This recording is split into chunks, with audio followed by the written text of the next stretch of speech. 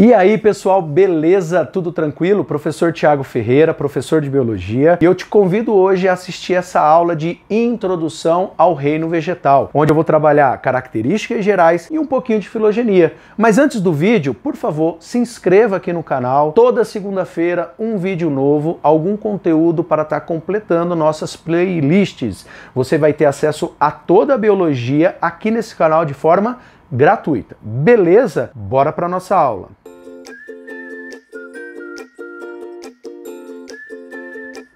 Galera, se liga só na ideia. Essa aula ela é muito importante para você pegar ali alguns conceitos básicos, tá, relacionados ao reino vegetal. O reino vegetal, ele também é chamado de reino plantae, né? Escreve plantae, mas é plantae. Ou também metáfita.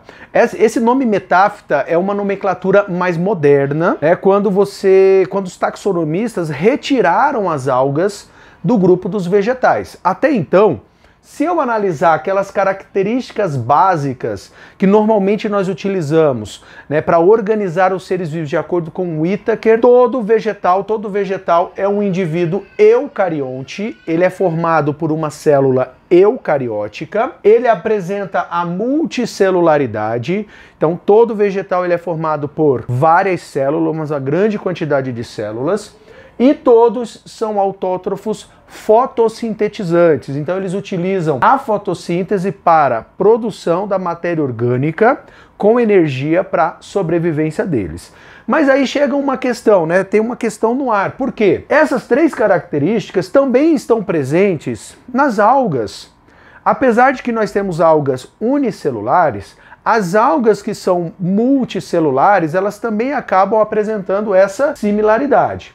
Então eu coloquei essas informações mais abaixo, para você ficar ligado em relação, né, o algo a mais para falar assim, olha, a alga sai desse grupo e aqui eu só tenho briófitas, pteridófitas, gimnospermas e angiospermas. E as algas, principalmente aquela que é mais próxima, as algas verdes, saem do grupo, tá? Então essas são as características básicas. Você pode ficar atento que alguns livros gostam de colocar que a multicelularidade aqui no reino vegetal é porque eles formam tecidos verdadeiros, mas aí a gente tem uma problemática, né, quando a gente vai estudar aqui, quando for estudar o grupinho das briófitas em relação a tecidos verdadeiros, né?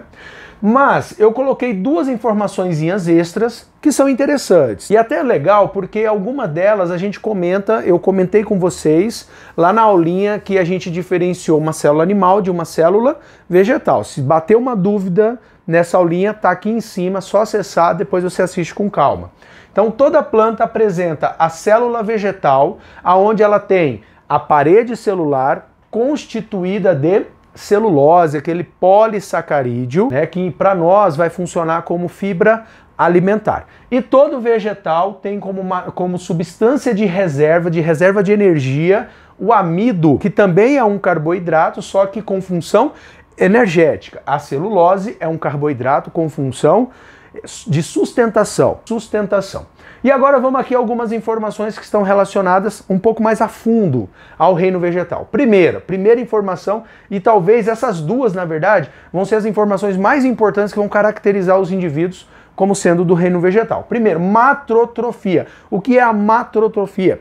É quando o embrião em desenvolvimento, ele depende da nutrição oferecida pela mãe. Ele depende da mãe para a nutrição. Então o embrião ele fica meio que retido, com uma dependência em relação à mãe. E você falar que as plantas são embriófitas, justamente faz uma referência à formação desse embrião. Então eu tenho a formação de um embrião que vai se desenvolver no vegetal. Essas aqui são, acho que, as duas informações mais importantes que você precisa sair dessa aula hoje, tá? Ó, fica a dica para vocês. Todo vegetal apresenta o ciclo de vida haplodiplobionte. O ciclo haplodiplobionte ele é caracterizado pela ocorrência de duas gerações, uma geração esporofítica e uma geração gametofítica.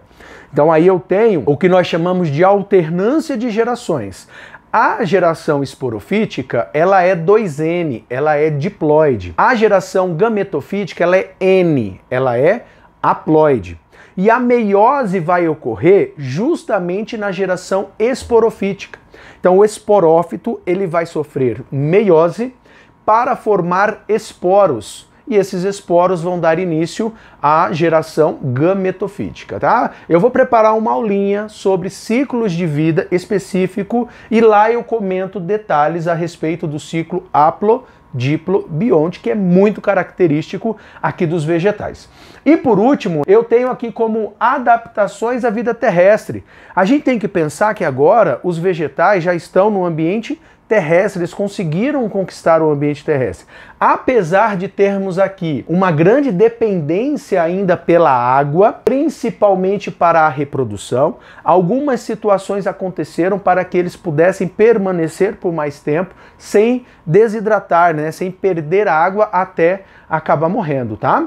Então, uma delas é o desenvolvimento da epiderme, que acaba ali caracterizando, né, uma maior resistência à perda de água, tá? A camada de revestimento epiderme, e também uma camada de cutícula à base de cera na região das folhas, para dificultar a perda de água pelas folhas. Então, se a gente pudesse colocar aí como principais adaptações à vida terrestre, eu colocaria a epiderme e a presença da cutícula na folha. Beleza, pessoal? Então, essas informações já ajudam muito na resolução de exercícios que envolvam características gerais dos vegetais. Mas aí eu coloquei aqui para vocês, né, uma árvore filogenética com informações extras que eu não comentei aqui e que serão exploradas mais a fundo quando a gente estiver estudando cada um dos grupos, beleza? Então vamos lá. A leitura de uma árvore filogenética. Você vai ter na base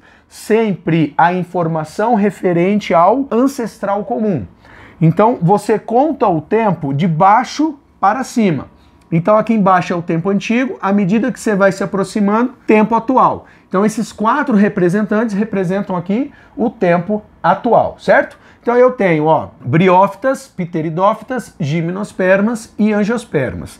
Aqui nessa ramificação eu coloquei as informações que são comuns, né, a todos os vegetais. Então eu coloquei a matrotrofia, embriófitas, eucariontes, multicelulares e autótrofos, beleza? Então todos os indivíduos apresentam essas características. Aí eu tenho uma ramificação, onde eu tenho o primeiro ancestral, né, o primeiro nó de ramificação, formando as briófitas. Aí eu venho para o outro ramo que formou todo o restante do grupo. E aqui eu destaco o surgimento dos vasos condutores de seiva.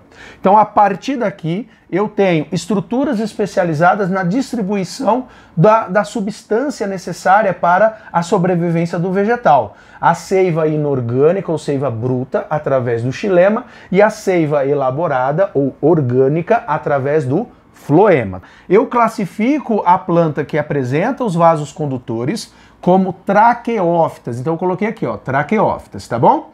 Além disso, desculpa, quando eu falei da geração esporofítica, aqui, ó, a partir desse ponto, todos os vegetais apresentam o esporófito como sendo a geração dominante. O único que apresenta a geração gametófito como dominante é o grupinho das briófitas. E como a briófita é o único grupo que também não tem vasos condutores, eu poderia colocar aqui avasculares, sem sombra de dúvida. Aí eu tenho uma nova ramificação, pteridófitas ficou para trás, e aí a nova ramificação eu tenho como estruturas mais importantes que surgiram aqui o desenvolvimento da semente. Então eu tenho aqui, ó, essas plantinhas sendo classificadas como espermatófitas, justamente pelo desenvolvimento da semente, a formação do grão de pólen como estrutura para auxiliar na movimentação do gameta masculino até a estrutura feminina, e também a formação do tubo polínico, que caracterizou uma independência aqui da água para a reprodução. Tubo polínico se forma a partir do grão de pólen. Beleza? E aí eu tenho uma nova ramificação, gimnospermas fica para trás, e como características marcantes em relação às angiospermas, como sendo últimos indivíduos da escala botânica, eu tenho o desenvolvimento da flor e do fruto. Então, após o processo de... Na verdade, a flor vai ser uma estrutura bem característica de reprodução, com folhas modificadas. Ali eu vou ter as estruturas masculina, feminina, eu vou ter a formação do grão de pólen. E depois, após a fecundação, eu tenho a formação do fruto como uma estrutura que vai proteger a semente.